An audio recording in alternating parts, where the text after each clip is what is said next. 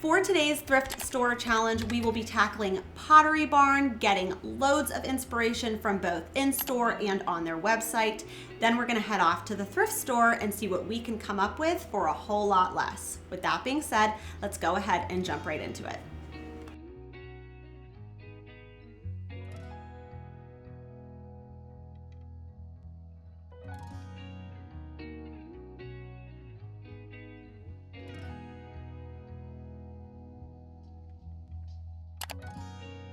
Starting off with pleated or fluted furniture, this is something that not just Pottery Barn, but a lot of high-end designers add this detail to a lot of their furniture options, but these details do come at a hefty price tag.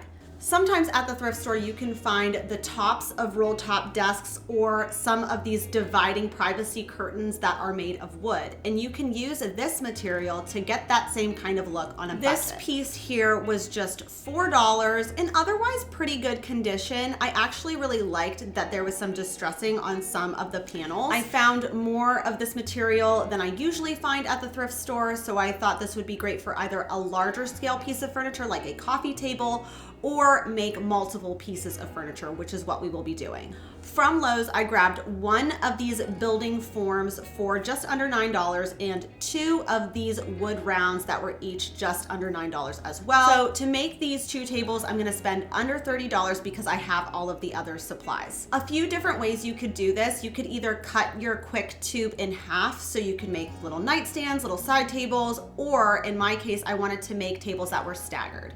So I took some measurements. I removed this one panel because it was the only one that was missing sections from both the top and the bottom. Really nice thing about this is you could just do so with some fabric scissors or some heavy duty shears. Applied those same measurements from the quick tube onto our paneling now, just to make sure that they're gonna match up correctly. Took the paneling out to my miter saw and I just followed along the markings that I made after measuring.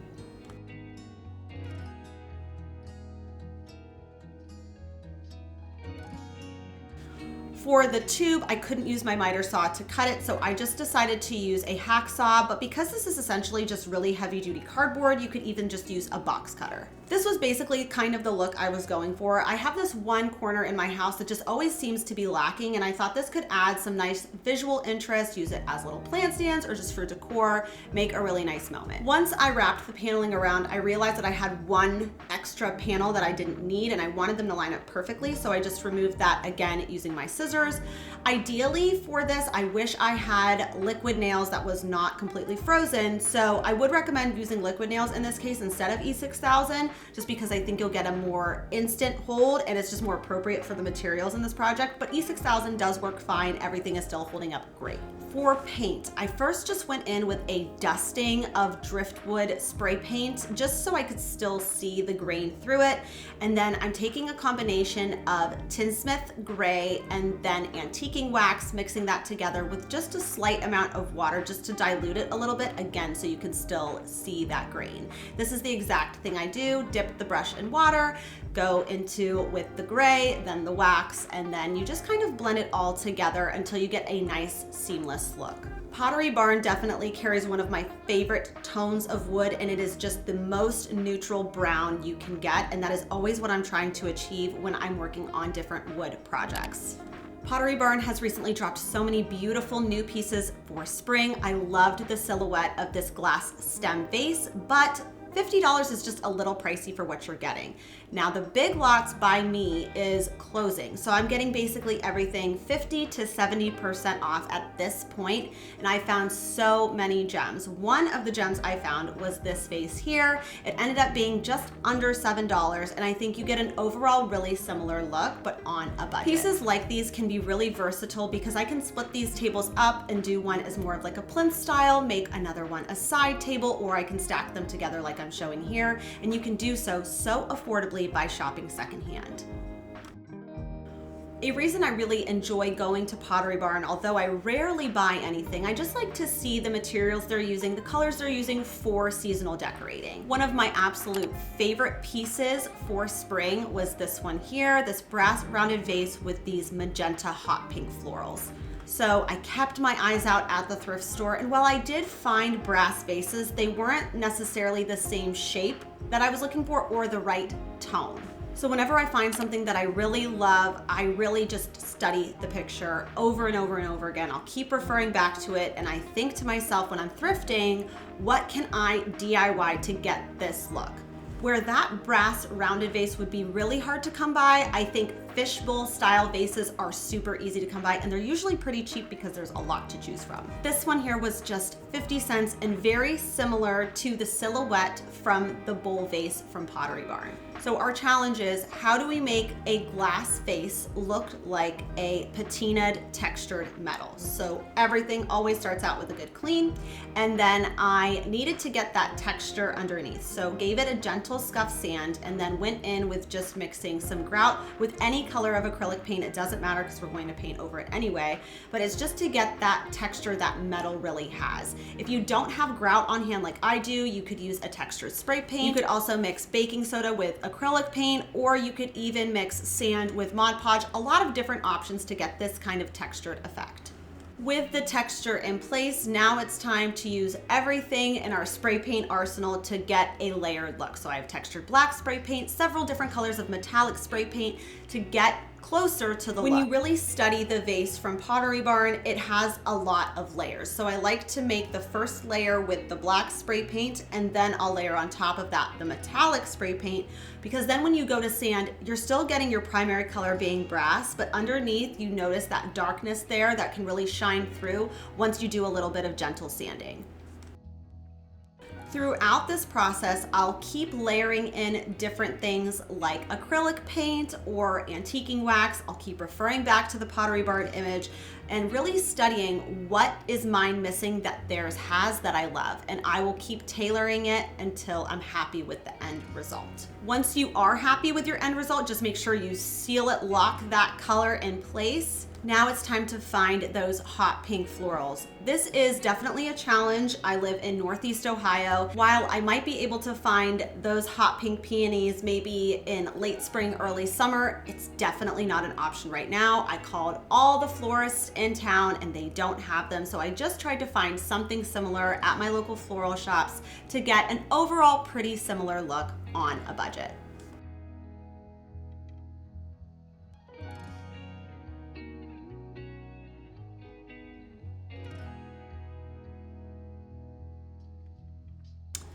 A wooden detail I've been noticing Pottery Barn carrying more and more of year after year is carved wood. It's not as dramatic as you'll see through Magnolia or Anthropologie or World Market, but it's definitely still a detail that I wanted to mention. I ended up finding this little bowl here at the Big Lots closeout. This was under $2. I can use this in so many different ways. Right now I'm going to be using it for garlic, but I could turn this into a little bowl for a candle, a little catch-all tray for an entryway table. Truly, the options are endless. One best seller from Pottery Barn that I really love is this wood carved mirror. It's $699. It is absolutely beautiful. And unfortunately, this is not something I ever seem to find at the thrift store. But you do find these metal mirrors, and sometimes they're in better condition than others, but I thought this one was just $4, and it's worth the gamble to see if I can get this to look like carved wood. I wouldn't do this if the metal was brass or silver or any high quality metal. This was just aluminum, so I had no problems painting over it. Also, there were these teeny little holes around the perimeter of the mirror. To remedy that, I had just enough of this twisted trim that I used in another project to place on the inside to make it feel more detailed, and again adding hopefully to our carved effect. This twisted trim is peel and stick, but honestly the adhesive is terrible, so you do want to go in with something a little bit stronger like E6000 super glue gel, not hot glue, and you just want to make sure that your adhesive is going to stay nice and in place. In order to do that, I just added some painter's tape all around the perimeter to make sure everything was nice and stuck on there. With everything in place, I just removed the tape, and now it was just time to remove that previous paint job. I just did so using nail polish remover that is 100% acetone, used a soft bristle brush just to apply that nail polish on, and then just wiped away any excess. With that part completed, now it's just time to protect the mirror. So I'm just gonna take some of this paper here and some painter's tape, wrap all the way around so the mirror stays nice and protected before we apply all of our painting techniques. To start us off, we're gonna use the same spray paint that we we used in the first project called Driftwood. I really like this spray paint, especially because the nozzle allows you to kind of control the level of color that you're getting. In the first project, we went more subdued, and in this project, I wanted everything to be really nicely saturated. Using basically all of the same supplies that we did in the first project, the only change that I made was the type of brush that I used. In the first project, I used a soft bristle brush just to add to that grain effect. In this case, I used a foam brush as well as a round makeup brush just to make sure I'm getting in all of those nooks and crannies rather than it being really well blended. Just like any wooden carved piece of decor or furniture, there are areas that are darker, areas that are lighter, and that's just going to add to that depth and variation in the overall look of the piece. Just peeled back the tape and went over it with a matte clear sealer, and this was the end result. While I definitely prefer the carved mirror from Pottery Barn, I think shopping secondhand gives you the opportunity to test out different styles in your space before splurging on an item you're not even sure if you're really gonna love. Last but not least, let's talk about some lighting options. So usually one of the more expensive areas on Pottery Barn's website and in store, but then I saw this linen drum flush mount. The 18-inch version is only $99, which for overhead lighting is not that pricey. However, I always say it's just worth checking the thrift store. A lot of times you're not gonna find what you're looking for, but every now and then you'll come across something that you might just have to finesse a little bit to get the look that you're really trying to achieve. So I found this lampshade here that was just $6. With lighting, there's a ton of things to consider, but you wanna make sure that the shade that you're choosing is going to match up with any existing ceiling lighting that you have. So right now we have a semi-flush mount light that basically I could either have something screw into it or I could have something sit on top of it. And because this was just wide enough to slide on top of it, I knew that this would be perfect. Only one little scuff mark on the entire shade. So again, taking some nail polish remover and a little piece of a magic eraser, and I'm just going to ever so gently buff that out. It will dry nice and clear, and no one would ever know that that was there. One thing I don't love, however, is that you can see the lighting through the bottom. So if you guys have any suggestions on how I can cover the bottom, I figured I could just maybe sew something and then place it on the inside, but I wanna make sure that that's going to be safe as well. So my temporary solution is just making sure the light bulb that I choose for the space really looks more high-end than just your average light bulb. So I ended up finding this one here at Walmart, and I think it's just a nice temporary solution. Again, any suggestions you guys have, I would really appreciate, so then that way I can just cover out that bottom section there.